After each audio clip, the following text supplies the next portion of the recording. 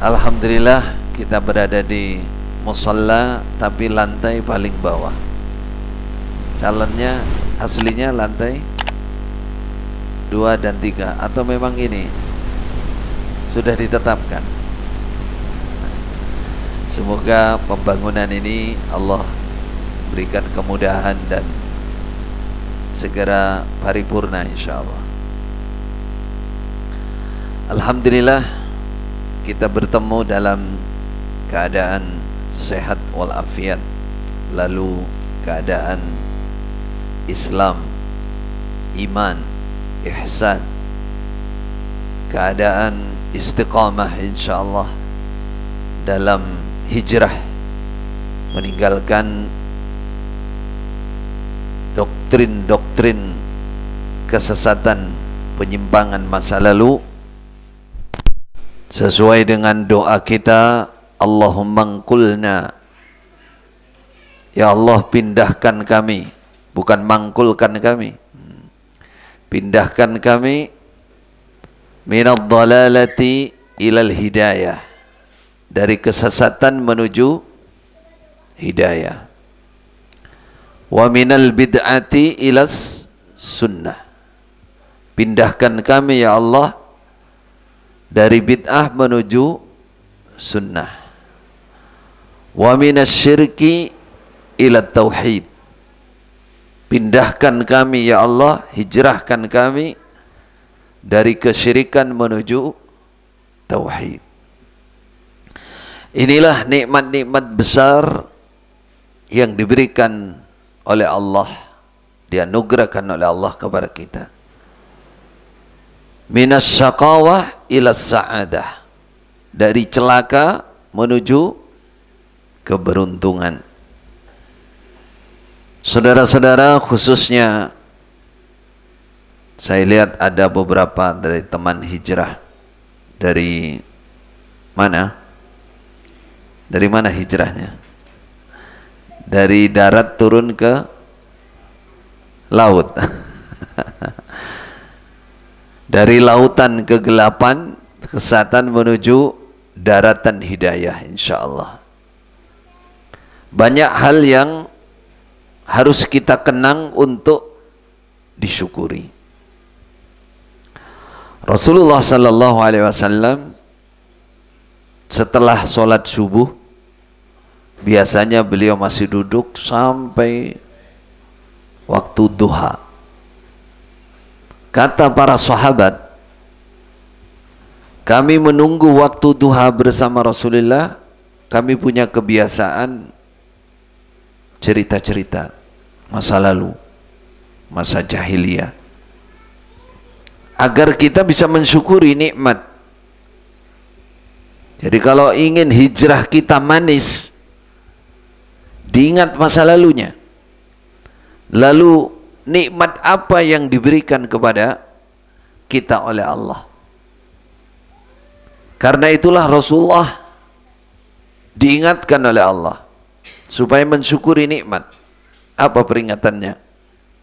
Di antaranya, alam yajidka yatiman fa'awa. Muhammad, bukankah kamu dulu anak yatim? Manusia termulia, manusia terbaik, al-amin, manusia maksum, oleh Allah masih diingatkan masa lalunya agar bisa mendalami kesyukuran. Artinya agar kesyukurannya itu terbukti betul-betul keluar dari dalam hatinya yang paling mendalam. Diingat masa lalunya. Alam yajidka yatiman fa'awa wa wajadaka dhallan fahada wa wajadaka ailan fa'aghna. Maaf.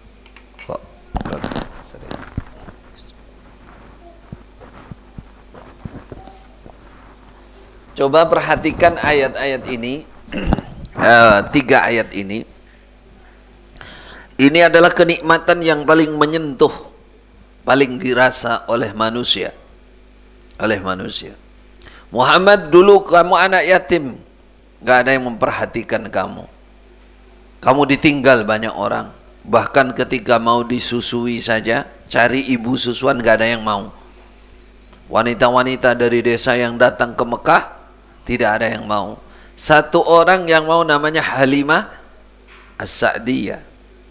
Kata Halimah, karena dia sudah muter nggak dapat anak susuan, dia mengatakan, daripada saya pulang tidak bawa anak susuan, nggak dapat bayaran. Zaman dulu ada penyewaan susu, air susu. Jadi ujrah, dibayar ibu susuan. Kata Halimah, daripada saya pulang nggak bawa anak susuan, ya anak yatim ini tak ambil sajalah. Ternyata apa yang terjadi? Asalnya dia berangkat dari desa, untanya tidak keluar air susunya, sudah kurus. Begitu juga keledainya yang dia naiki juga sudah kurus, sudah lemah, melaku wes angel. Begitu juga air susu dia sampai tidak keluar karena dia nggak minum. Halimah Sa'diyah, sampai anak dia sendiri nangis semalaman, tidak bisa tidur. Dengan membawa anak yatim ini, Mubarak, berkah Muhammad sallallahu alaihi wasallam, baru ditempelkan, tahu-tahu air susunya keluar dan deras. Kata Halimah, sungguh ajaib. Kemudian ini kenyang, Muhammad ini kenyang, kemudian diikuti anak aslinya. Seperti itulah kehidupan Halimah semenjak mengungsikan menerima Rasulullah. Kamu yatim Muhammad, fa'awa, saya ungsikan kamu, diungsikan oleh Allah. Mendapati ibu susuan, dibawa ke desa, Allah menjaga Rasulullah, ya, dan membawa berkah bagi keluarga Halimah As-Sa'diyah. Kemudian setelah itu diungsikan, dijaga oleh ibunya tanpa bapak. Ibunya meninggal, pindah ke kakeknya. Kakeknya meninggal, pindah ke pamannya. Itu hidup kamu Muhammad masa kecil. Artinya kamu tidak dihargai orang. Akhirnya kamu menjadi manusia yang paling dihargai, paling mulia. Syukuri itu wahai Muhammad. Alam yajidka wa wajadaka dhallan fahada. Bukankah kamu dulu pernah tersesat, lalu oleh Allah ditunjukkan? Jangan samakan sesatnya Rasulullah dengan sesatnya umumnya manusia. Maka dalam riwayat tafsir ada beberapa, tapi yang jelas ini juga bisa diartikan sebelum Rasulullah diangkat menjadi utusan Allah, beliau dalam lingkungan kesesatan. Tapi beliau maksum, nggak pernah melakukan kesyirikan, nggak pernah berdusta, nggak pernah beliau. Bahkan maksiat lahan-lahan tok, dengarkan lagu-lagu di tempat orang-orang yang lagi kawinan itu nggak pernah. Pernah beliau mau nyoba, kata beliau bercerita, saya dari luar kota mendengar di Mekah ada suara musik buanter. Ya sekali-kali tak jajal. Di luar kota maksudnya ngembala kambing. Titipkan kambingnya kepada teman-temannya, lalu beliau masuk ke Mekah. Baru nyampe, karena masih capek jalan, duduk sebentar, ketiduran. Sampai pagi, ya ora krungu wong turu. Nah, itu maksumnya Rasulullah. Nggak pernah beliau paling benci dengan patung Hubal, patung paling benci dari kecil. Memang Allah menjaga. Namun Allah mengingatkan, betapa Muhammad, kamu dulu tidak berilmu. Kamu dulu bukan utusan, diangkat sebagai utusan jadi orang yang berilmu, mengerti hidayah, mengerti jalan kebenaran, menuntun umat. Lalu wajadaka ailan fa'aghna. Kamu dulu melarat, gak punya apa-apa, gak punya harta, lalu dikayakan oleh Allah, dicukupkan oleh Allah. Ya, dengan nikah dengan Sayyidah Khadijah. Setelah itu beliau istrinya berapa? Beliau meninggal, wafat, beliau istrinya 9. Nah, 9 istri udah makan semua lah itu. Berarti ya sugih. Berarti ya sugih. Beliau walaupun beliau nggak mau kaya, beliau nggak mau lebih. Kata beliau, kalau saya punya emas segunung Uhud, jangan sampai 3 hari ada di tempat saya. Pasti saya habiskan, kecuali 1 dinar yang saya siapkan untuk membayar hutang. Saudaraku yang dirahmati oleh Allah, judul kita kan bagaimana supaya apa? Hijrahku menjadi manis. Itu teorinya pertama. Mengingat masa lalu. Mengingat masa lalu. Kita ada di mana, seperti apa, lalu sekarang seperti apa. Apa standarisasinya? Kayak tadi. Dulu saya, kalau dilihat pangkat misalkan, seperti apa. Sekarang seperti apa. Nah, tahapan pendidikan dan lain-lain. Dulu saya tersesat, tapi perasaannya sudah paling benar, kan begitu kan? Sekarang oleh Allah ditunjukkan ke jalan yang benar, yang terang. Tidak hanya merasa benar, tapi kita sudah berada dalam jalan yang benar, insya Allah. Begitu. Kalau Allah tidak menunjukkan jalan, gak mungkin. Nah, coba kita dulu, coba dilihat yang ada di sini. Ini kan alim ulama, sudah alim ulama, mubalik daerah, guru pondok misalnya, wah ada top sekali. Pengurus-pengurus di sini, pengurus itu ya kerjanya yang dutang-duting rono, nek perlu sak sikile duting. Nah, liane kon taat, nek gak taat tobat, nggak takzim, berarti ciri-ciri orang munafik. Masya Allah. Kita dulu tersesat perasaannya dalam kondisi, dalam keadaan benar. Dan itu manusia paling menyesal besok di hadapan Allah. Qul hal nunabbi'ukum bil akhsarin a'mala alladzina dhalla sa'yuhum fil hayatid dunya wa hum yahsabuna annahum yuhsinuna sun'a. Perasaannya paling benar, paling apik, padahal sesat. Fardolalah, dalam kesesatan. Itu manusia paling rugi, kata Allah, besok hari kiamat. Waliyadzubillah. Maka jika ingin manis hijrahnya, ingat masa lalu, lalu disyukuri. Lalu timbulkan kesyukuran. Alhamdulillah ya Allah, Kau tunjukkan jalanku, Kau tunjukkan jalan yang benar, as-siratal mustaqim, dalam kondisi yang seperti ini. Ya. Tapi kalau diingat masa lalu ya, coba yang hijrah, coba diingat masa lalunya. Perasaan kita dulu sudah nikmat paling top, yang dapat keimanan hanya kita, kan begitu kan? Yang menetepi jamaah di Indonesia yang paling sah hanya kita. Apalagi coba diingat, diingat-ingat biar kita ketawa, ingat masa lalu, kutungguyu terus. Kayak sahabat itu, para sahabat kan ingat masa lalu zaman jahiliyah. Nah, kita sebenarnya secara bukan jahiliyah kafir, tapi kita cuman jahiliyah ilmu.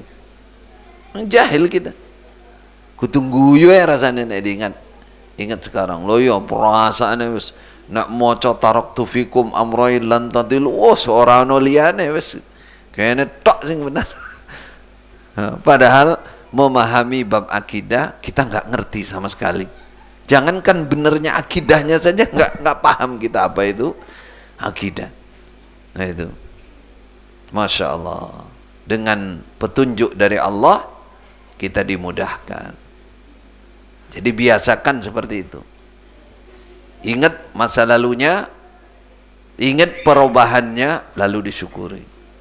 Tadi para sahabat sehabis subuh itu diceritakan begitu. Khalifah Umar dan ingat-ingat masa lalu, masa lalu dulu kita pernah menyembah patung, pernah nyembah ini. Ada seorang sahabat yang diceritakan, dia ingat ya lainnya cerita guyang-guyu, dia nangis sendiri, menangis, ingat masa lalunya. Apa yang dia tangisi? Dipanggil oleh Rasulullah. Kenapa kamu menangis dari tadi? Kata dia, ya Rasulullah, saya di zaman jahiliyah dulu lama tidak punya anak. Ingin sekali punya anak. Giliran saya dapat anak, saya dikasih cobaan, anak perempuan. Padahal orang jahiliyah kalau dapat anak perempuan dianggap itu sebagai apa? Aib, musibah. Dhalla wajhuhu muswaddan wa huwa kadhib. Yatawara minal qaumi min su'i ma busyira bih. No, wajahnya menjadi hitam, menjadi susah, bahkan dia menutup-nutupi dari kaumnya. Min su'i ma busyira bih, karena kabar gembiranya buruk sekali. Apa kabar gembira? Anakmu wedok. Kabar gembira yang sangat menyusahkan. Akhirnya apa yang terjadi? Ada kalanya dibunuh hidup-hidup, ada kalanya dikubur hidup-hidup. Itu yang terjadi. Kata dia, saya teringat, wahai Rasulullah, anak saya itu cantik sekali. Kemudian karena saya malu, saya tinggalkan lama. Lalu saya pulang lagi, anak saya sudah bisa berbicara, sudah bisa berjalan, sudah bisa bicara, sudah ngerti, sudah mumayyiz. Ya mungkin umur 6-7 tahun. Ketika anak saya sudah sebesar itu, kata sahabat ini, biasa orang jahiliyah, dia berkata kepada istri, zayyini supaya dia dipakaikan pakaian yang bagus, dipacai. Zayyini. Kalau sudah dipacai itu sudah tahu bahwa anak ini akan dikubur hidup-hidup. Ibunya ya tahu, kemudian suaminya, bapaknya ya tahu, bahkan anak ini sudah ngerti, wah aku harap dipateni. Kata dia, saya tuntun anak saya jalan. Teringat itu dia menangis terus. Apa yang diucapkan anak saya, wahai Rasulullah? Katanya, anak saya, ya abi, ittaqillah. Hai abi, takutlah kamu kepada Allah. Ittaqillah. Ya abi, wa'addil amanah. Allah tudayyi al-amanah. Jangan kau sia-siakan amanat dari Allah. Artinya aku ini amanat dari Allah. Jadi anaknya itu sudah tahu. Tapi tetap saya nggak tega, tapi saya malu. Betapa bodohnya saya tuntun dia. Kemudian saya gendong, dia bilang lagi, ya abi ittaqillah la tudayyi al-amanah. Saya amanat, takutlah Anda kepada Allah. Akhirnya saya turunkan lagi sampai saya berjalan bertemu sumur tua, kata dia. Nah, di pinggir sumur itu, kalau saya gali kubur, saya jelas nggak tega sudah. Tapi ada sumur itu muncul pikiran jahiliyah saya. Ini jalan singkat ini karek nguncal notok. Nah, sampai di pinggir sumur, anaknya pegangan dia, pegangan bajunya. Ya abi, ittaqillah, wala tudayyi al-amanah. Nggak tega dia. Mau diangkat, gak jadi lagi, anaknya pegang. Sampai mau dilemparkan itu masih pegang tangannya. Ittaqillah ya abi. Sampai akhirnya kata dia, saya lemparkan wahai Rasulullah anak perempuan saya. Setelah sampai saya lemparkan, dia teriak di bawah, ya abi, ya abi, abu, ya abu, ya bapak. Karena saya nggak tega, saya tinggalkan dia. Semakin keras suaranya, saya kembali lagi. Saya bingung wahai Rasulullah. Karena saya bingung, saya ambil batu besar, saya lemparkan. Habis suara dia. Dia nangis. Rasulullah diam. Setelah ditoleh, ternyata Rasulullah sedang menangis sampai basah ini jenggotnya. Kata Rasulullah, demi Allah, seandainya Allah membolehkan, mengharuskan, mengkisos perbuatan pembunuhan di zaman jahiliyah, kamu yang saya kisos pertama kali, kamu yang saya bunuh pertama kali, kata Rasul. Betapa kejamnya, hilangnya akal. Ini zaman jahiliyah. Ini namanya doktrin. Jadi doktrin itu memang menghabiskan akal sehat manusia. Doktrin. Coba kita ingat masa lalu kita bagaimana. Dan kita ingat sekarang bagaimana perlakuan teman-teman kita yang belum hijrah kepada yang hijrah. Nah, kan kayak orang kehilangan akal. Ya itu jahiliyah namanya. Doktrin. Bagaimana suami menceraikan istrinya dalam keadaan hamil, dalam keadaan susah, sakit, diusir dari rumah. Bagaimana orang tua membuang, meninggalkan anaknya yang buta anaknya di terminal. Berarti kan biar benak nabi dadi gelandangan, maksudnya kan begitu. Imam daerah itu padahal wong Gresik sini, dekat sini, sudah dekat kan, ada wong Gresik. Nah itu sebenarnya kalau ditanya kok iso ya, selama dia masuk manusia harusnya kan adalah, masa anaknya sendiri kan begitu. Tapi kok mentolo. Jawabannya itulah doktrin, itulah jahiliyah, itulah buta. Jadi kesesatan itu ibarat kegelapan, ibarat orang itu menjadi buta. Nah kita sekarang tidak begitu. Itu nikmat besar dari Allah, nikmat besar yang harus kita syukuri. Jadi kalau sudah namanya kesesatan berupa takfir itu, ya sudah, manusia akan, karena dia merasa melakukan seperti itu tuh hal yang benar. Justru kewajiban dia seperti itu. Kalau dikatakan swargamu iku ngono kuwi. Maaf ya, saya punya saudara dekat. Walaupun saudara katut. Waktu di Mekah saya perjuangkan dapat istri orang Arab. Wong Arab maksudnya mbae wong Arab. Dia cucu tapi wajahnya Arab. Dia dari kecil sekolahnya di Arab. Yang saudara saya ini saya perjuangkan. Saya yang maju sebagai merayu calon mertuanya, merayu anaknya sampai mau dengan dia. Dibawa ke Indonesia, tinggal di Pondok Pusat. Dulu ya dihargai betul, orang Arab ya, orang Arab, Wahyu, misalnya orang Arab, bahasa ya bahasa Arab, bahasa Indonesia ya plegak-pleguk orangnya. Anaknya piro anaknya? 4 apa 5. Nah, berapa tahun yang lalu melihat saya hijrah, istri saya hijrah, ya, padahal anaknya siapa tuh? Secara akal nggak mungkin hijrah kan gitu. Tapi ikut hijrah. Nah, orang Arab ini tadi, karena dia sekolahnya di sana dari kecil, ya dia ngerti akidah, baru dia nyadari juga.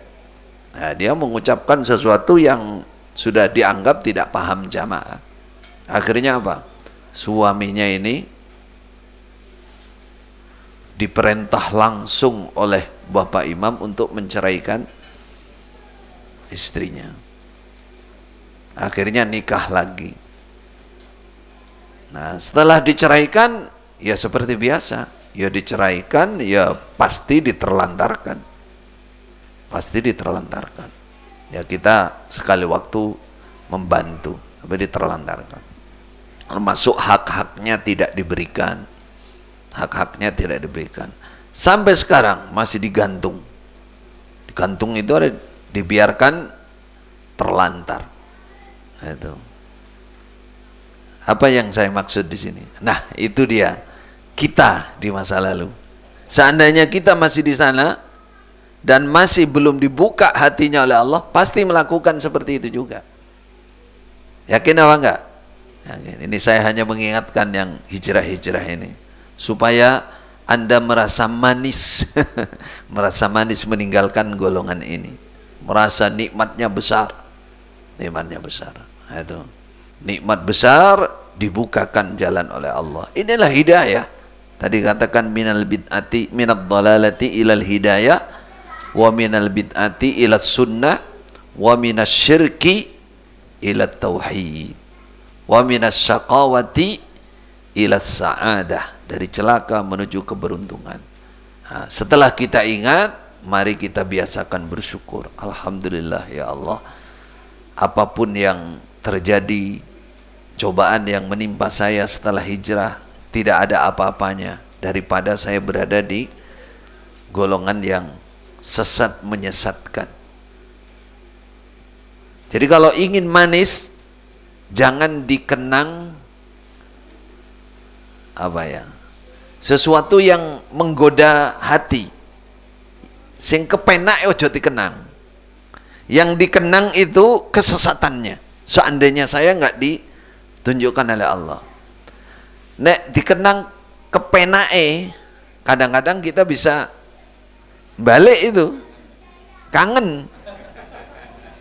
Gitu. Kepenake piye? Bareng-bareng runtang-runtung, ya. Musyawarah, bariku mangan ae. Ha? Ono sing bolak-balik wayah-wayuh ae. Nah, kepenake kok sing dieling-eling jeneng. Misalkan, nah gue iso yang diingat-ingat itu kesesatannya. Jadi kesesatannya itu kalau bahasa dulu kita kena fi dhalalin mubin, ya itu fi dhalalin mubin. Di dhalalin mubin. Lah bagaimana tidak? Kebodohan luar biasa kebodohannya. Bukan EQ-nya, bukan. Pengetahuan agamanya. Jelas-jelas Islam itu 5 rukun Islam. Coba. 6 rukun iman. Ditambahi pas syarat sahnya. Ini tidak ada dimanapun, nggak ada kayak begitu, itu nggak ada.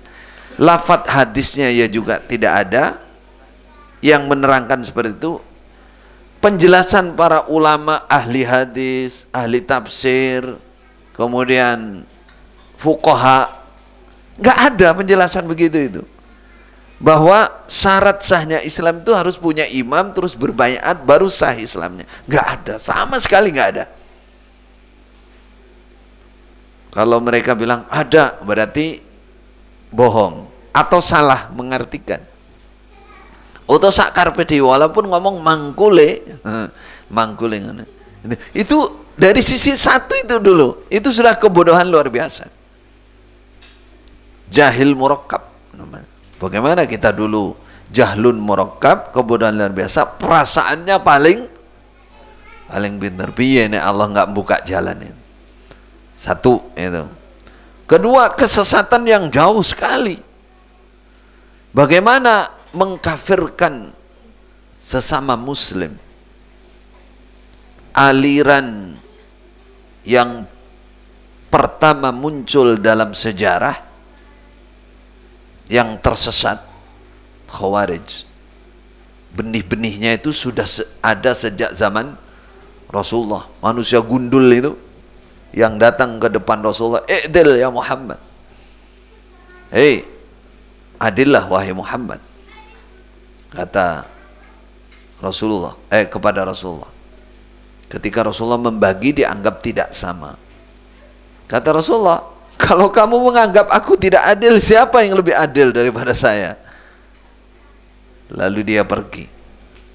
Rasulullah mengatakan nanti turunan orang ini akan keluar turunan-turunan yang mereka membaca Al-Quran, tapi la yujawizu hanajirahum, tidak melewati tenggorokan Quran, tidak masuk menjadi pemahaman, menjadi akidah, menjadi pengamalan dia. Ya. Artinya Khawarij, dan ciri-cirinya disebutkan oleh Rasulullah. Zaman Khalifah Utsman mereka mulai muncul, akhirnya sepakat membunuh Khalifah Utsman. Merekayasa keadaan saat itu sehingga merasa benar membunuh Khalifah Utsman. Mulai tampil terang-terangan zaman Khalifah Ali, terang-terangan mereka bikin imam sendiri, kelompok sendiri di Irak, di Haruriyah sana, dibaiat imamnya, dan keluar dari barisan Khalifah Ali, keluar dari barisan Khalifah Utsman. Apa akar kesesatannya? Mengkafirkan, takfir, walaupun penyebabnya mungkin ada beda, tapi kesamaannya dalam masalah takfirnya. Jadi kita atau jamaah Islam jamaah atau Jokam, kita zaman dulu yang dilindungi oleh sebuah organisasi namanya Lembaga Dakwah Islam Indonesia sampai saat ini, dulu Lemkari, itu akidah takfirinya ini kesesatan yang sangat jauh, dan ini apa ya bahasanya, kezaliman yang luar biasa, menjustis, memvonis orang lain pasti neraka, kekal di neraka, menghukumi orang lain murtad kalau keluar, itu pelanggaran sangat besar, kesesatan luar biasa dalam. Coba seandainya kita nggak dibuka, nggak ditunjukkan oleh Allah jalan, kita melakukan itu. Oh iya, saya dulu pernah, katanya yang ingat, ya begitu. Dulu kalau mendengar nama Bambang Irawan, nama siapa lagi, Mauludin yang belakangan, wah bahasanya sudah, yang belakangan ini si Khalil, nah, paling terkenal itu. Ada lagunya itu, mereka bikin lagu itu dilakukan, Masya Allah. Yang belakangan muncul lagi namanya JRK. Jangan tahu JRK, Jamaah Rong Kontainer, atau ada yang kasar, jejaan rain katanya.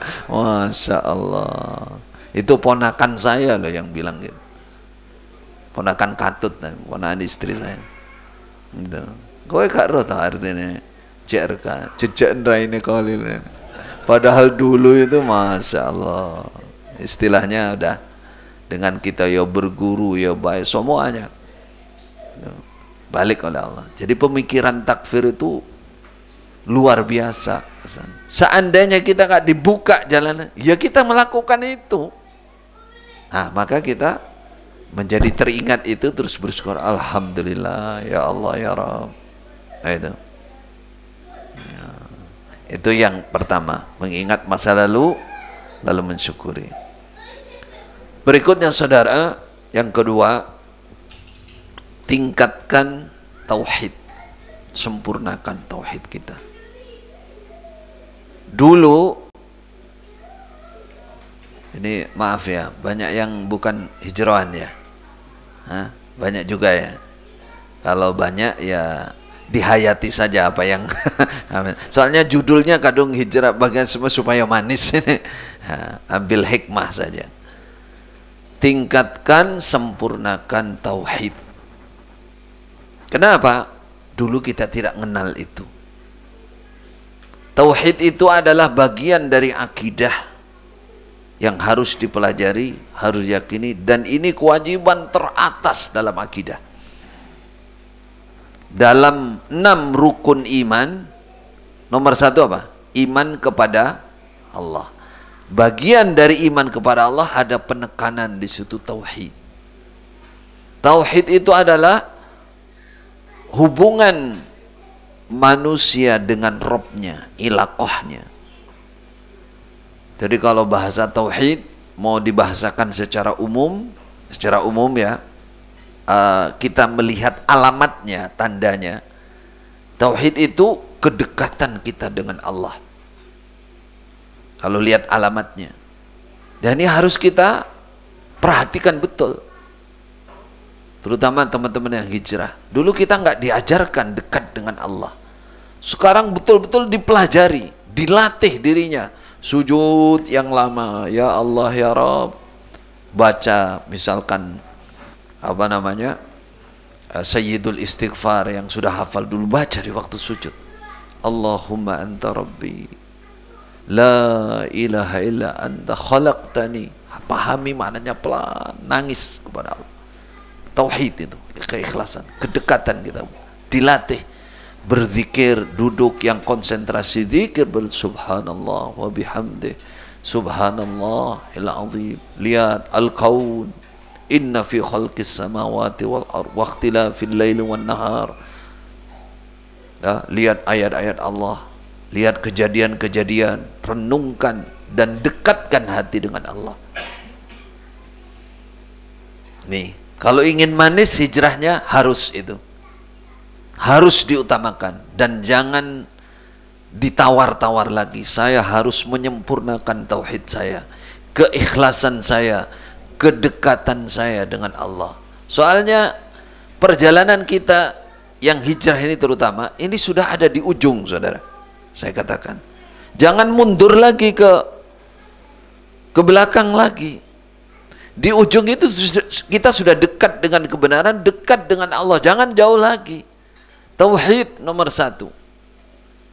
Kalau kita mau membaca, menilai dari kisah-kisah kehidupan Rasulullah, kemudian kehidupan para sahabat, hatta para wanita, ibu-ibu yang di belakang, mbak-mbak, saudari-saudari, semuanya sahabat-sahabat Nabi itu betul-betul orang-orang yang menyempurnakan tauhid. Apa buktinya? Banyak sekali buktinya. Saya contohkan, misalkan Khalifah Umar. Khalifah Umar. Ketika zaman Khalifah Abu Bakar, Khalid bin Walid diangkat menjadi panglima karena dibanggakan oleh Khalifah Abu Bakar sebagai Saifullah As-Sarim, pedang Allah yang terhunus.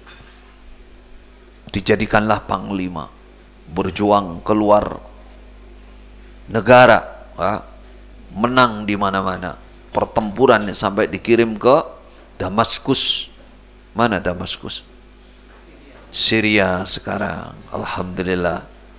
Bagaimanapun kita bersyukur HTS Allah memberikan pertolongan sehingga umat Islam kembali kepada jalur semula keislamannya, kepada sunnah. Banyak yang sunnah kalau kita lihat cara lahirnya. Ya. Menang di mana-mana. Lalu pada tahun 13 Hijriah, Khalifah Abu Bakar meninggal dunia, digantikan oleh Khalifah Umar. Di awal-awal kekhilafan Khalifah Umar, Khalid bin Walid dilepas. Panglima paling tertinggi dijadikan bala tentara biasa. Coba.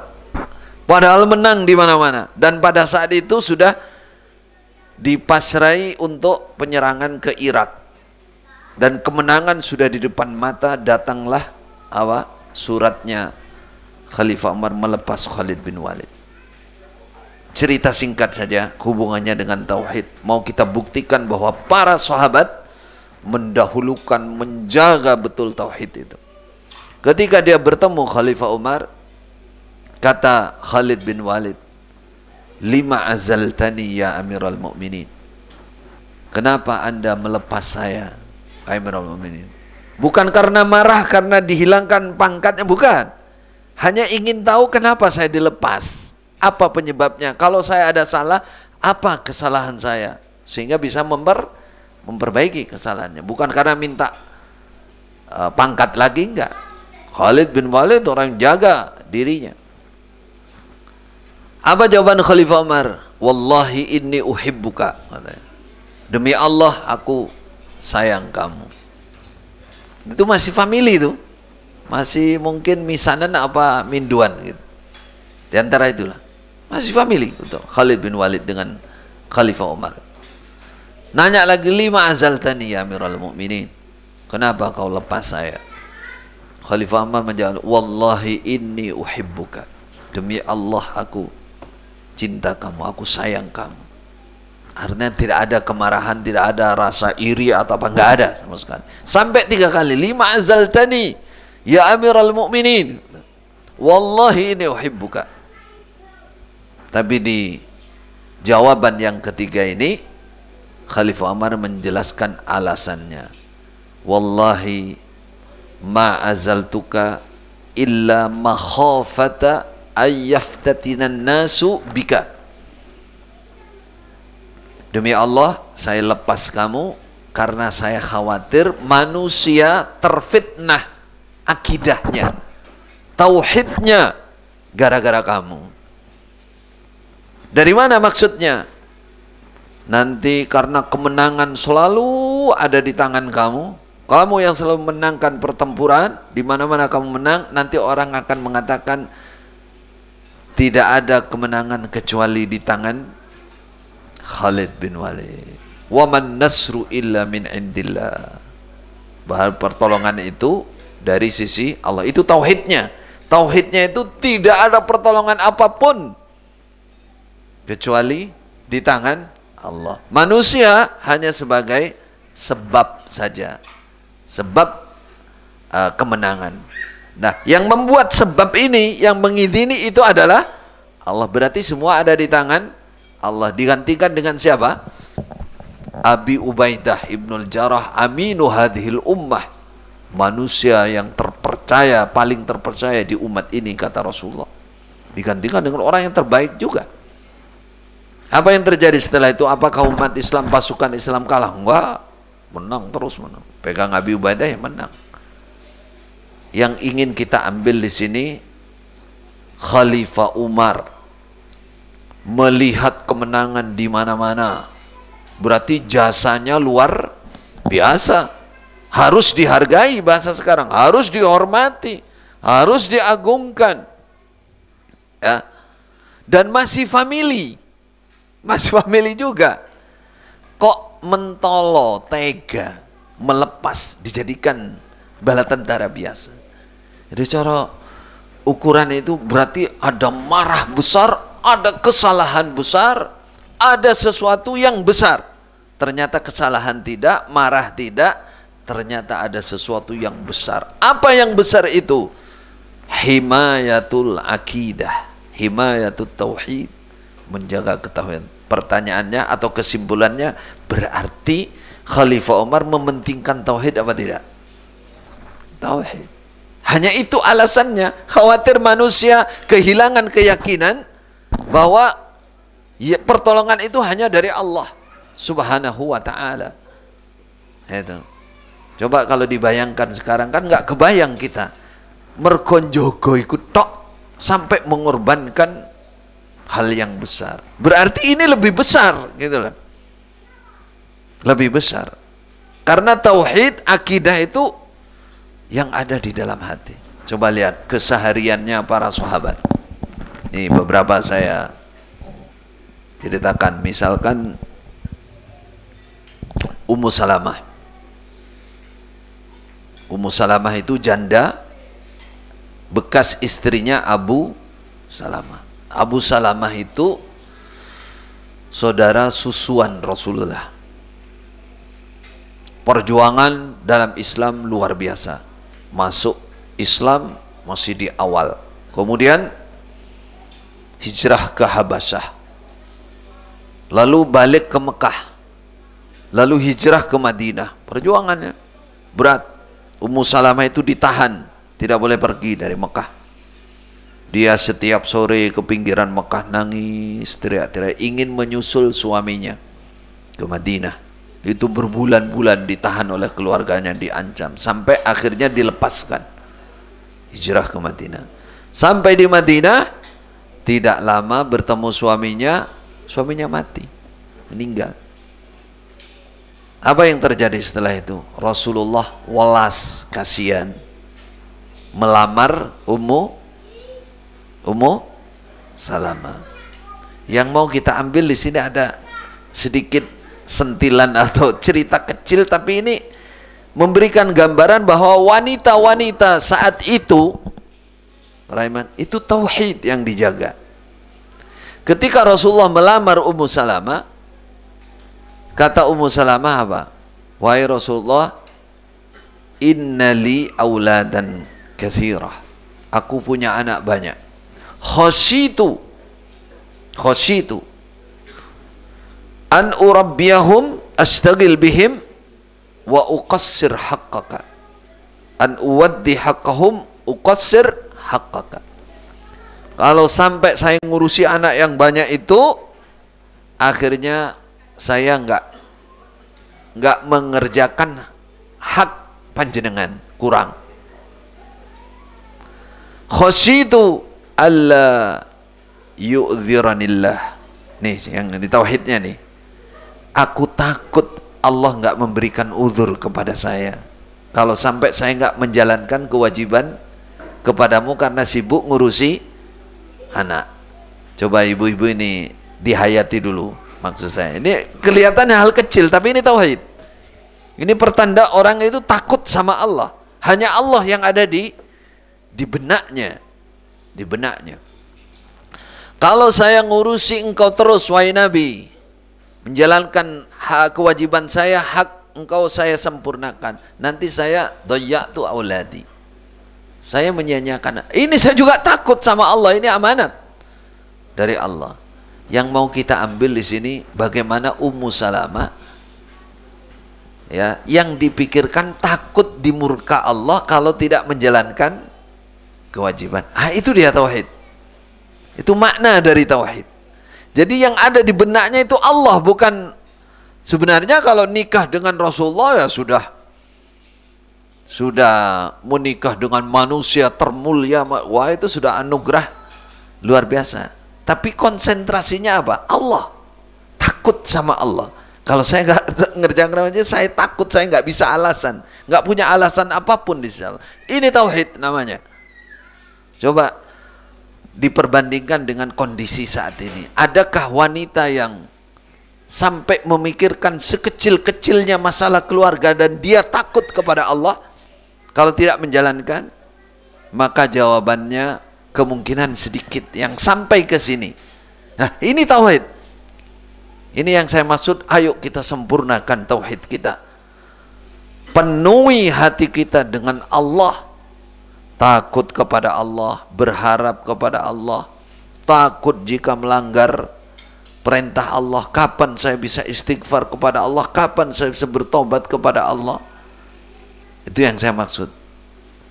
Kita yang ingin hijrahnya manis, lakukan itu dan buktikan berikutnya.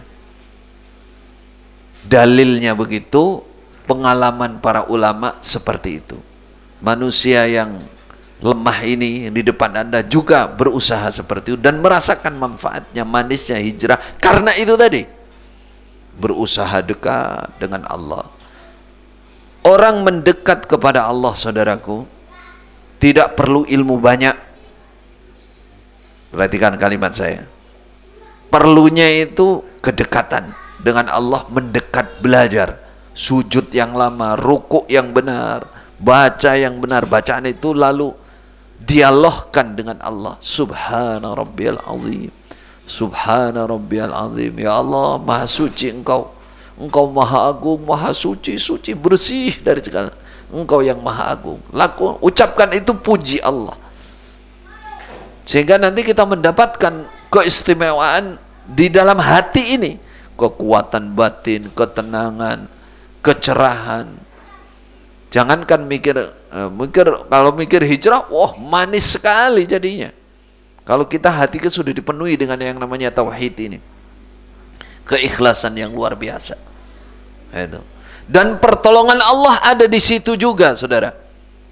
Kalau Anda ingin tahu, pelajari betul tauhid, kenali Allah, ma'rifatullah, kenali nama-namanya, sifat-sifatnya. Dulu kan pernah ikut asrama Asmaul Husna kan? Kayaknya duduknya pada di depan nih. Saya masih agak hafal kok wajah-wajahnya. Nah, itu pelajaran itu. Nama-nama Allah, kenali Allah maha sayang, Allah maha. Terus dekat kita dengan Allah. Tidak perlu ilmu banyak, yang dibutuhkan adalah latihan. Melatih diri, ya, belajar sholat di tempat yang tenang, ya, sujud, berdoa kepada Allah. Sungguh pertolongan ada di situ, saudara. Ingat cerita Nabi Yunus? Pasti ingat. Tapi hikmah, coba ambil hikmah. Ambil hikmah. Orang melompat ke dalam laut, akal kita mengatakan, nek gak iso ngelangi, mati wes. Jelas mati. Jangankan ke dasar, di tengah mungkin kelompok mati, di lues mati. Ombak yang besar ini sampai di dasar laut, dibawa ke dasar laut, dan ada di perut ikan yang sempit. Fi dzulumatin salas, dalam ayatnya sebut berada dalam kegelapan, 3 kegelapan. Zulmatu batnil hut, gelapnya perut apa? Perut ikan. Zulmatul bahar, gelapnya laut karena di dasar laut. Gelapnya ombak, ombak yang menggunung di atasnya. Pertanyaannya, apa yang menyelamatkan beliau? Oh, enggak dijawab. Tauhid, pernyataan tauhid yang diucapkan dengan penuh penghayatan. Apa bunyinya?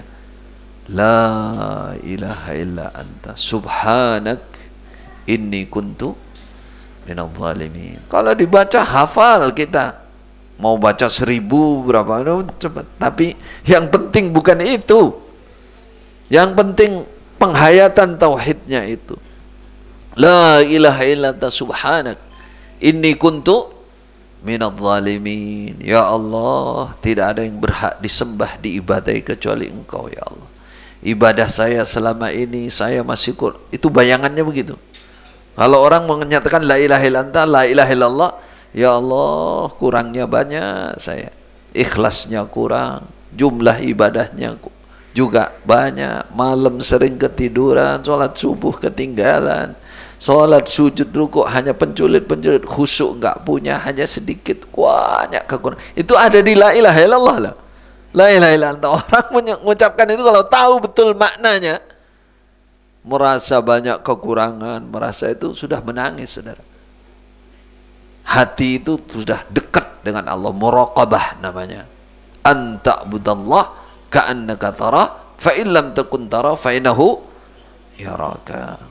Malaikat di atas, di langit yang dekat dengan Allah mengatakan, ya Rabb, wahai Allah, wahai Rabb, sami'na sautan na'rifuhu, kami mendengar suara yang kami kenal, suara itu kami kenal orangnya, walakin la na'rifuhu makanahu, kata para malaikat di atas, kami enggak tahu ada di mana dia.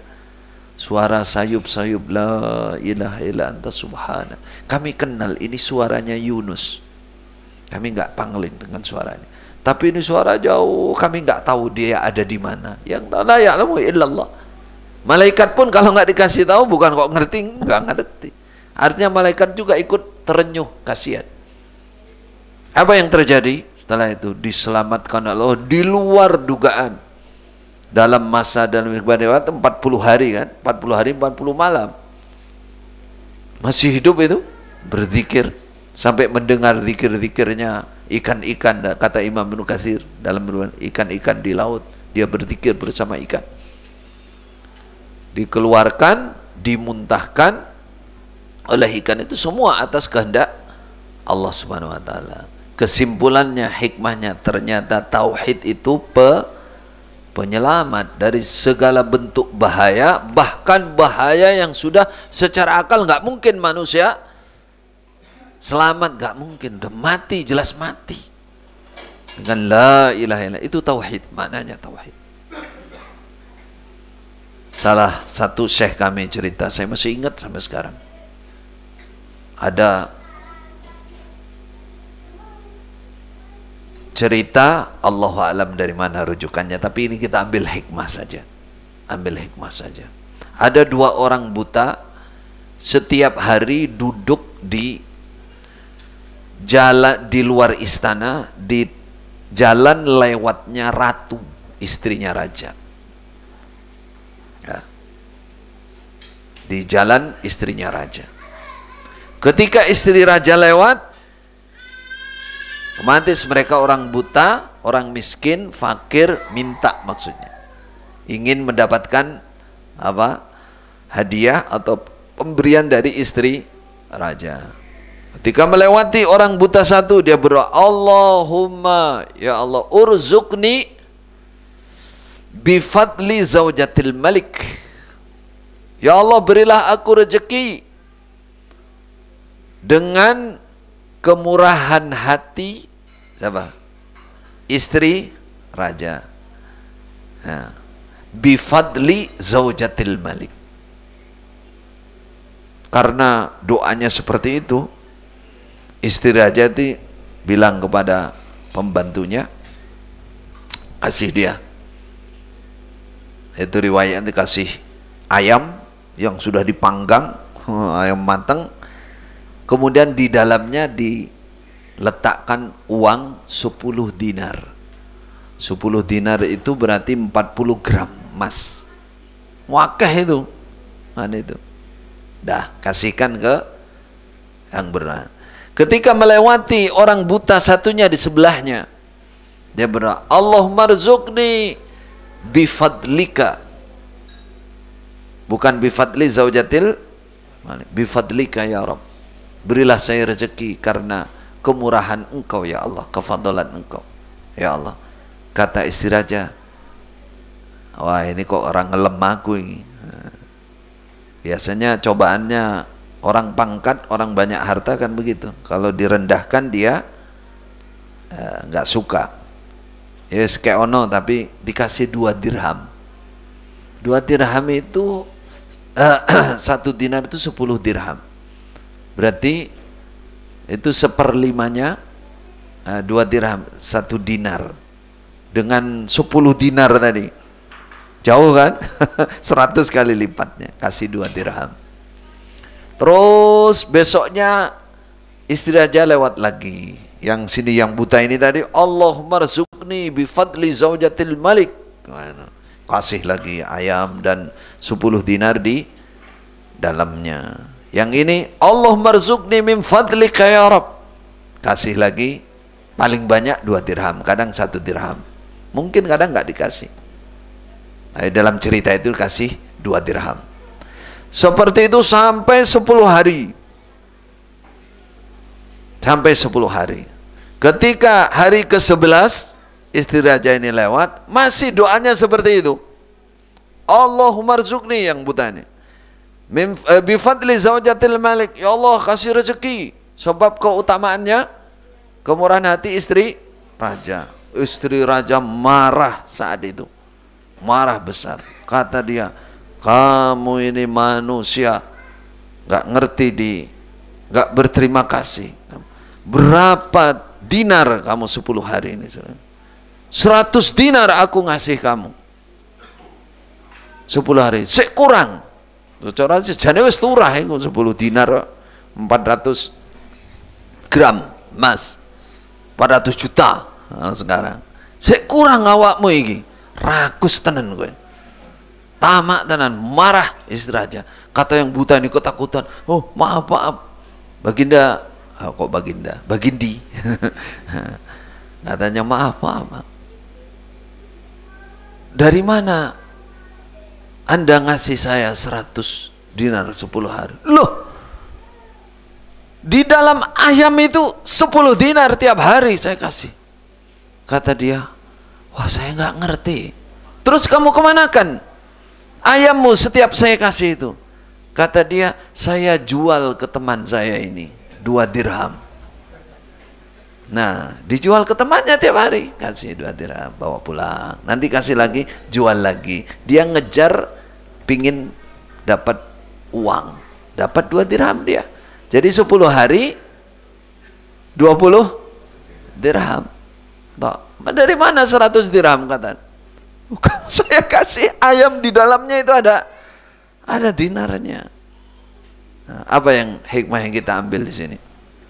Tauhid. Tauhid. Dia berdoa masih ada campuran itu. Ada campuran. Allah marzuqni, berdoa sama Allah lah. Cuman dia masih nyampuri tauhidnya. Rezeki itu harusnya dari Allah, min fadlillah.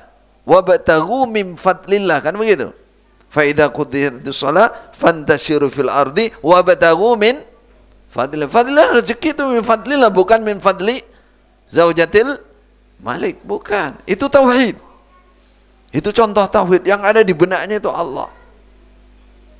Allah pertolongan, dan memang rezekinya dia karena tauhidnya itu. Tidak salah. Orang ini yang dituju mau dikayakan oleh istri raja, ternyata yang dikayakan malah yang bertauhid, yang tidak menyenangkan dia. Itulah, itu cerita hikmah dan banyak, dan ini dalil, saudara. Ini janji dari Allah untuk orang yang menomorsatukan tauhid. Siapa yang ingin indah, manis hijrahnya, lakukan ini. Kalau sudah terlambat, jangan bilang terlambat. Belajar mulai sekarang, mendekat kepada Allah. Dan bagi yang hijrah ini, terutama para tokoh ini, bagi saya, itu sebenarnya hanya merubah, geser sedikit saja. Karena sudah biasa dari dulu. Bangun malam, ya sudah biasa. Kan begitu.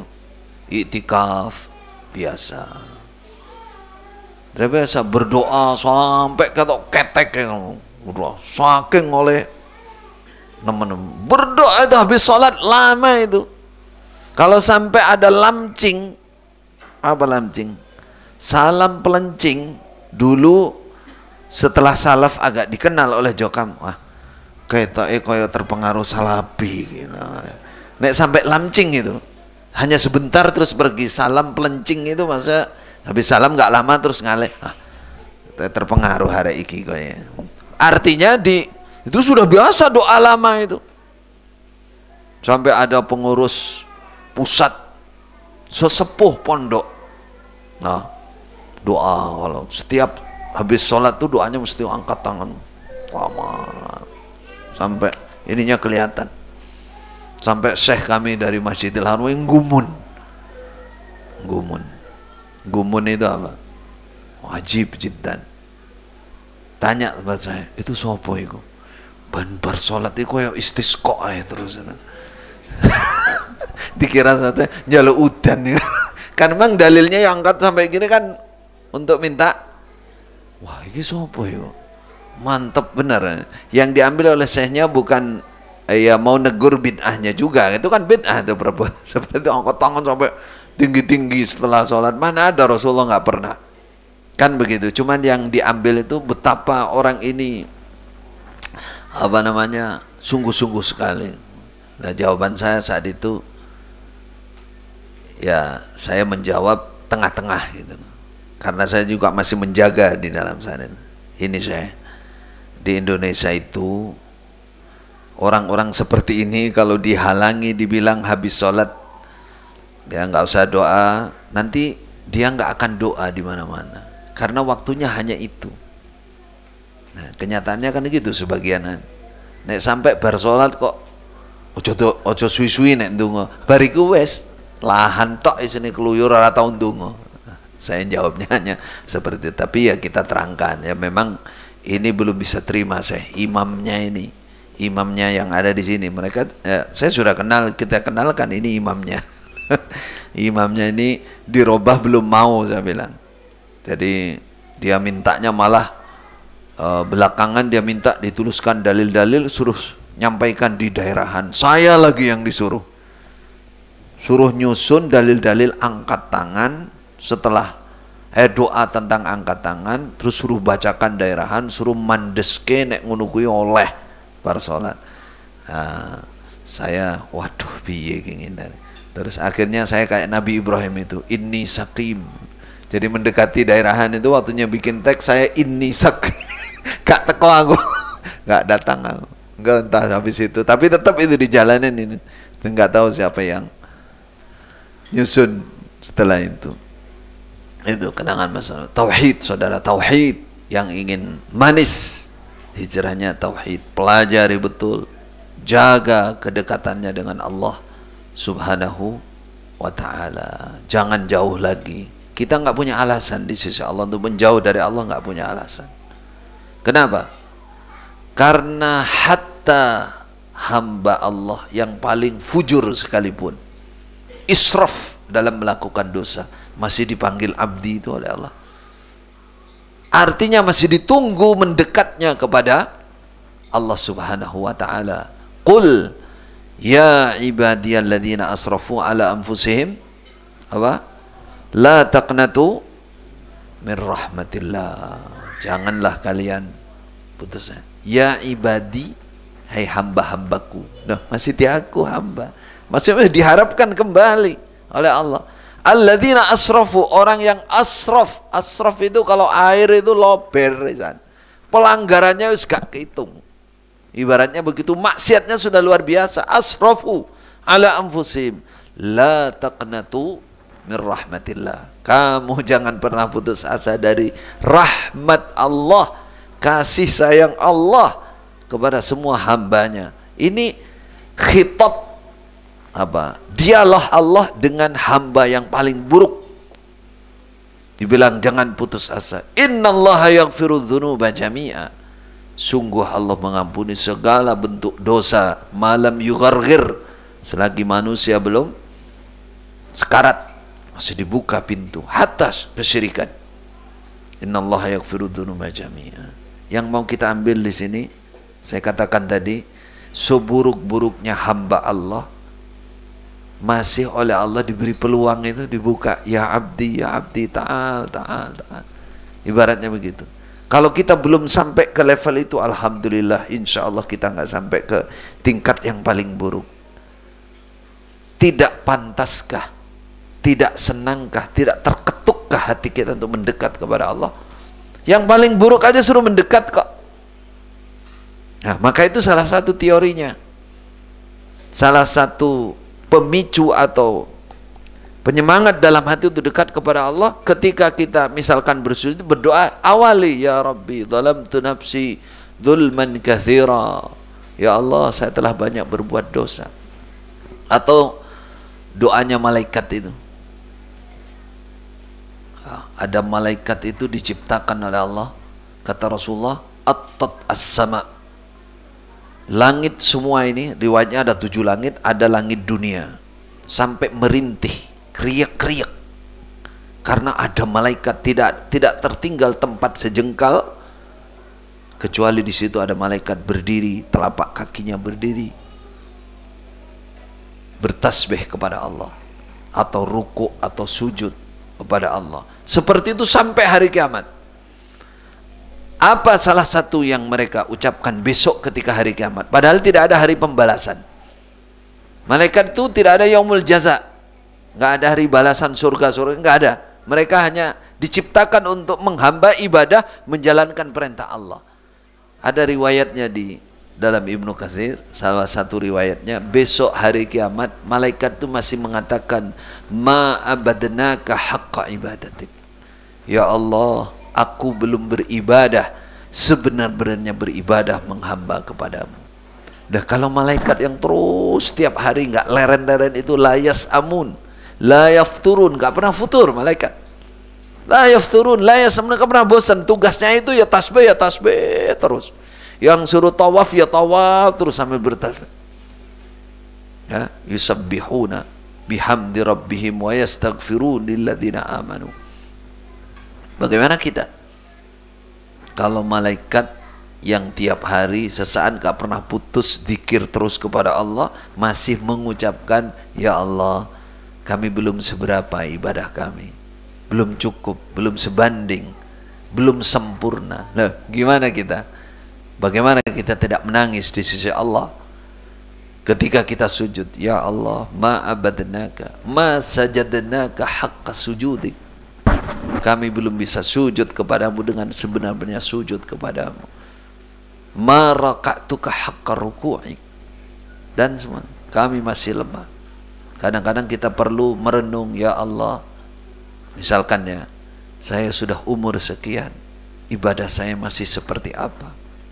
Itu. Kadang saya, boleh saya cerita untuk mengetuk hati itu seperti itu. Ya Allah, ila aina ibadati laka ya Rabb. Sudah sampai di mana ibadahku kepadamu ya? Kurang sekali. Istaghaltu bi umurid dunya, istaghaltu, saya sibuk ngurus ini, saya jauh dari engkau ya Allah. Itu tauhid sudah. Maka renungkan hal itu, mengingat masa lalu, lalu sempurnakan tauhidnya. Penutup,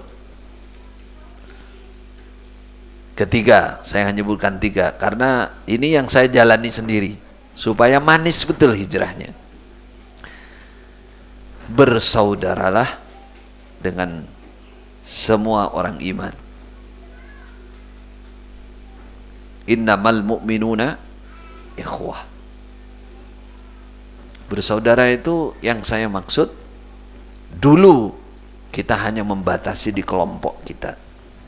Sekarang buka tali itu, buka biak, katakan angger muslim dulurku, siapapun dia muslim.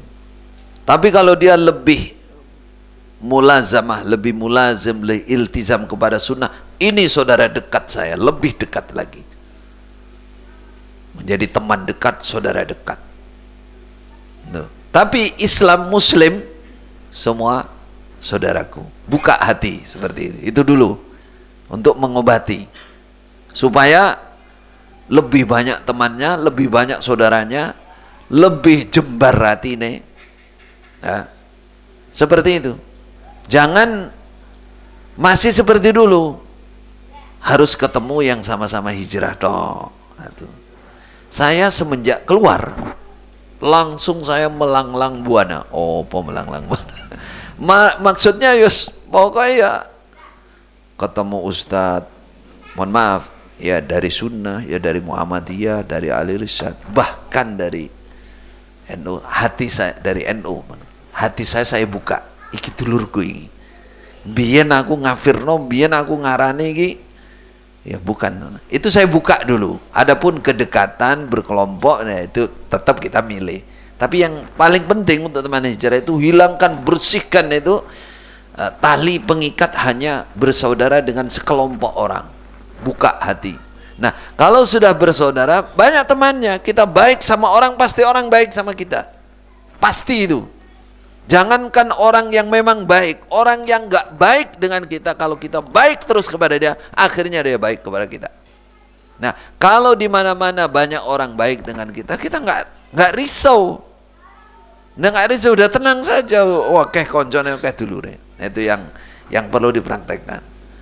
Itu innamal mu'minuna ikhwah. Kalau saya sebagai pendai, nah, saya sudah ngambil sikap. Saya akan berdakwah, membagi ilmu kepada siapapun. Yang penting itu saudara muslim saya. Saudara muslim, satu, itu dibuka secara umum. Hati ini nggak batasin lagi, sehingga saudaranya banyak. Mau berdakwah di mana-mana bisa. Sama dengan ya toh, para asatid sunnah kan membuka diri semua. Coba lihat di YouTube itu Ustadz Syafiq ngimami di mana-mana itu. Artinya Ustadz Firanda sebelahnya juga. Saya datang ke masjidnya, masjid NU. Cuman beliau nggak mau ngimami subuh. Nah, itu. Tapi hari itu sholat di situ. Saya sudah datang di masjidnya juga. Di situ ada yang gantian imamnya yang NU. Itu. Yang saya maksud bukan artinya kita terus campur baur terus, enggak masalah itu. Ini khususnya teman-teman hijrah, buka dulu tali yang dulu mengikat kita itu, buka. Pokoknya anggar wong Islam ikut dulurku. Nah, kalau dia muslim berarti dia punya hak. Dia punya hak dari kita, hak uluk salam, hak undangan apa, saudara gitu. Jangankan yang baik dengan kita, dia saudara muslim nggak mengganggu kita. Dulu Khalifah Ali masih menyatakan Muawiyah itu ikhwanuna. Padahal udah perang, bermusuhan, perang lembunuh, mati-mati. Masih dibilang ikhwanuna, tidak sampai kehilangan total ini kafir, ini musuhku, enggak, ikhwanuna baghaw alaina. Itu yang kita ambil satu. Adapun kedekatan, teman dekat, majelis ngaji, majelis bergaul yang nanti secara ya mesti kita pilih, karena Rasulullah sudah menyatakan, memberikan gambaran teman dekat, teman baik itu seperti pembawa apa? Minyak wangi. Nah, itu tetap namanya jalis itu kita. Tapi persaudaraan, menganggap saudara, Islam itu sudah jadi dasarnya. Namanya khawatalis. Coba buka radio Mekah itu. Mesti awalannya ikhwatal Islam, ikhwatal iman fi kulli makan. Itu. Saudaraku umat Islam, saudara seiman fi kulli makan. Allah mansur ikhwanana fi Filastin, Allah mansur ikhwanana fi Gaza, Allah mansur ikhwanana al-muslimin fi Suria. Itu kan bahasa, itu artinya kita punya. Jadi jangan lagi, taruhlah kita contoh sebagai pendai seperti saya, kita akan marah melihat bid'ah. Iya, marah. Tapi di balik kemarahan, selama dia belum melakukan nawakid Islam, masih kita katakan itu saudara. Jangan lagi bermasam muka atau benci yang melampaui batas sampai seakan-akan tetap seperti dulu, dia kafir. Nah, biar nak diarani bid'ah itu kan sudah bahasa kita apa? Gua piuk, sampah. Betul. Itu bencinya luar biasa itu. Saya masih ingat saya sendiri, mungkin yang lain entah mengalami apa tidak.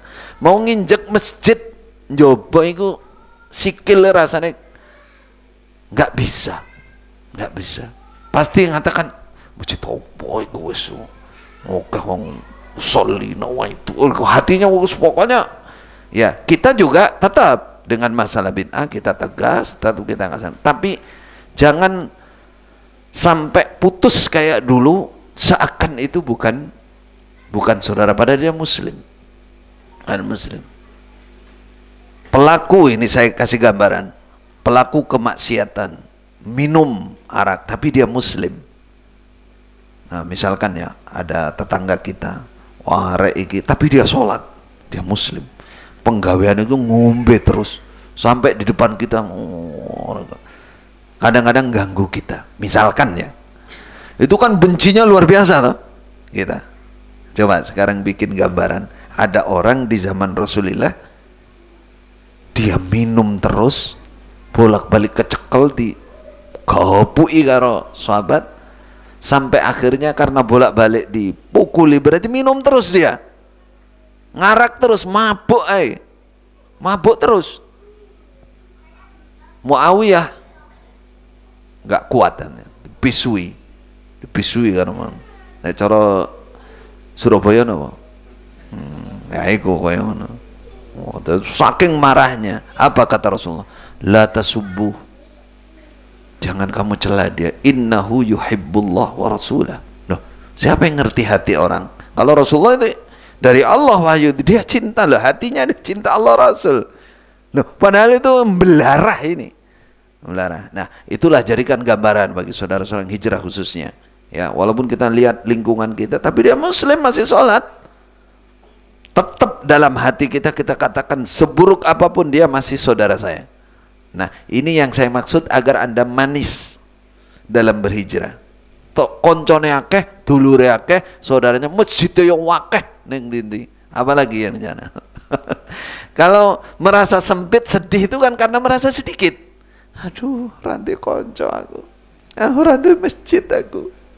Anak saya itu kalau di Kediri, kadang hampir tiap hari, yang kecil itu, ayo ke Masjid Agung Kediri itu. Dia ngerti Masjid Agung, besar, ada menaranya besar. Karena apa? Pertama saya aja, ini loh masjid kita, masjid umat Islam kan. Tenang, sholat, kebetulan ikut sholat di situ. Ya.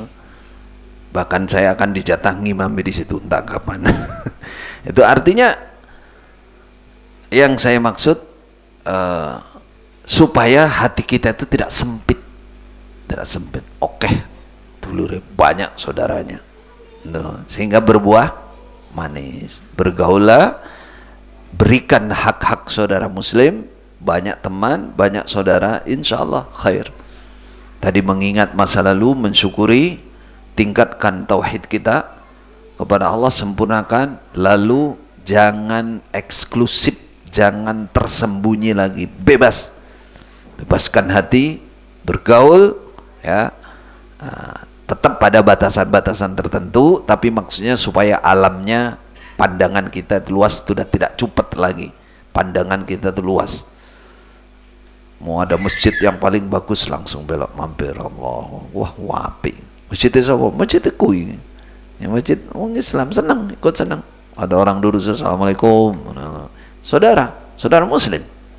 Saudara Muslim. Nah, itu. Baik, insyaallah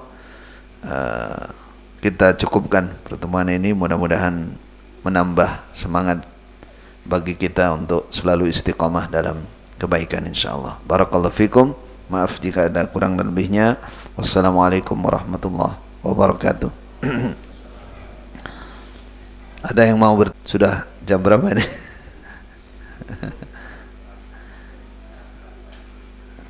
Baik.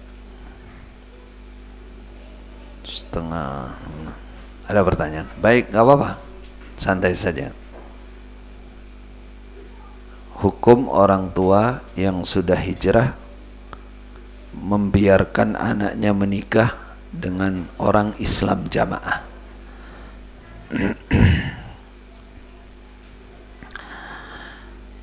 Kalau sah dan tidak sahnya sah, karena orang Islam jamaah juga masih Muslim. Jadi kalau bicara kita jangan balas mengkafirkan, nanti dianggap tidak sah.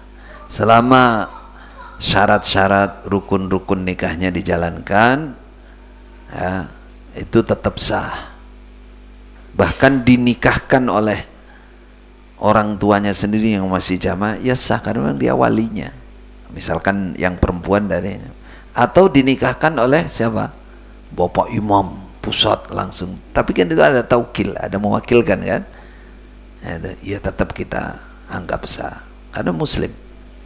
Tapi kalau dari sisi namanya amanat, kullukum ra'in wa kullukum mas'ulun an ra'iyat, mesti ada pertanyaan di sisi Allah. Kenapa anakmu kamu biarkan nikah dengan orang yang masih takfiri, akidahnya nggak benar? Itu pasti. Karena itu kesalahan. Soalnya Rasulullah mengatakan apa? Wanita itu dinikah karena, laki-laki juga begitu. Tungkahul mar'atu li arba, li jamaliha, li nasabiha, li maliha, li hasabiha atau nasabiha. Itu li nasabiha, li hasabiha, li diniha, yang keempat li diniha. Fadfar bidzatitin taribat yadak. Mendahulukan urusan agamanya, kata Rasulullah. Pernikahan itu. Jadi kalau orang tua hanya biarkan saja, tidak ada penjelasan, nah itu besok ada kesalahan insyaallah. Karena Rasulullah standarisasinya adalah melihat agamanya. Atau dalam sabda Nabi yang lain, dzu dinin wa khuluqin, kata Nabi. Agama dan akhlaknya. Nah, orang Islam jamaah LDI ini agamanya rusak, akidahnya rusak, dan akhlaknya juga rusak. Duh, enggak rusak, iya kepada golongannya sendiri, kepada yang lain hancur lebur akhlaknya. Dia enggak punya, dia hormat kepada ulama, kepada orang alim, hafid Quran orang jamaah jelebut rokok. Nah, coba penghinaan luar biasa kan itu. Nah, penghinaan luar biasa, dia udah rusak akhlaknya. Nah, dua hal ini saja orang tua membiarkan itu salah tetap di sisi Allah. Cuman kita nggak mengatakan nikahnya nggak sah, nggak, tapi itu kesalahan karena tidak mengindahkan sunnah Nabi, tidak memperhatikan sunnah Nabi dalam hal ini. Kecuali kalau sudah mengingatkan, menasehati, itu begini, tapi anaknya berengkel, nah itu urusan dia. Tapi kalau anak kita anak perempuan, nah itu lebih kuat lagi, itu haknya orang tua. Kalau masih perawan lah, ya, wali itu lebih berhak untuk memastikan. Melarang juga boleh, melarang itu harus dilarang. Kalau Anda paham tentang ini harus melarang. Jika tidak melarang, bahkan kalau jadi wali nggak mau menikahkan, kecuali kalau calon suamimu mau tidak takfir lagi, tidak begini, mau, jadi baru nikahkan. Karena besok akan ditanya, pertanyaan kullukum ra'in wa kullukum mas'ulun an ra'iyati. Agamanya rusak, akhlaknya rusak. Bagaimana? Apa yang dipilih? Pasti ada kesalahan di hadapan Allah Subhanahu wa taala. Taib. Cakap? Cakap insyaallah. Mudah-mudahan bisa semangat terus istiqomah dalam ilmu dan kebaikan. Barakallahu fikum.